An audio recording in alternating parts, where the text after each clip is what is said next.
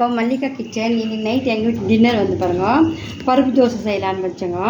ஒரு டம்ளர் பச்சரிசிங்க, இதில் நம்ம 2 டம்ளர் எடுத்துக்கணும் பச்சரிசி, அரை டம்ளர் கடலைப்பருப்பு பாருங்கள், அரை டம்ளர் கடலைப்பருப்பு, 2 ஸ்பூன் உளுந்து, இந்த ஸ்பூனில் 2 ஸ்பூன் உளுந்து,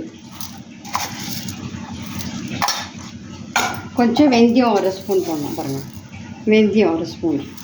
இது நல்லா காலையில் ஒரு 10 மணிக்கு ஊற வச்சுட்டா ஒரு 4 மணிக்கு நம்ம ஆட்டிக்கலாங்க. இதை நாங்கள் மத்தியானம் ஆட்டி வச்சுருக்கோம் பாருங்கள், ஊற வச்சு மாவு ஆட்டி வச்சுருக்கோங்க.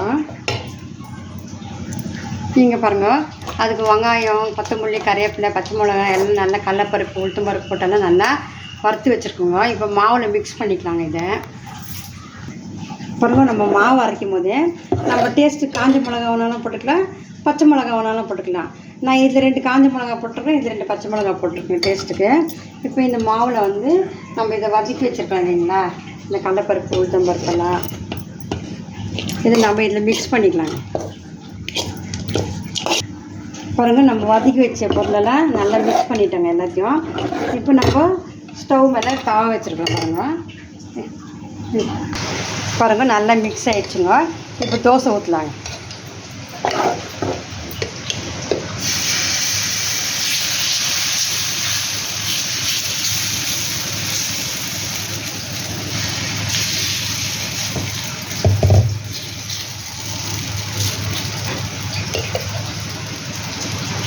பாருங்கள், கொஞ்சம் ஆயில் விட்டுருந்தாங்க, கொஞ்சம் நேரம் ரோஸ்ட் ஆகட்டுங்க. நல்லா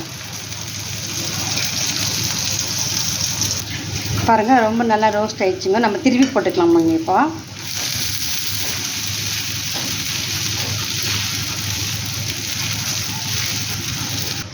பாருங்கள், நல்லா ரோஸ்ட் ஆகிடுச்சுங்க, 2 பக்கமும் ரோஸ்ட் ஆகிடுச்சுங்க. நம்ம வெந்தயம் சேர்க்கறதால நல்ல கலர் கிடைக்குங்க. இப்போது நம்ம இது பாருங்கள், இப்போ சாம்பார், கொஞ்சம் புதினா சட்னி வச்சுருக்காங்க. இதுக்கு இதாங்க, இது அடை தோசைங்க. இது அடை தோசைன்னு சொல்லுவாங்க. நீங்களும் பண்ணி பாருங்கள், எப்படி இருக்குதுன்னு கமெண்டில் சொல்லுங்கள். எங்களுக்கு லைக் பண்ணுங்கள், ஷேர் பண்ணுங்கள், பெல் பட்டன் ப்ரெஸ் பண்ணுங்கள்.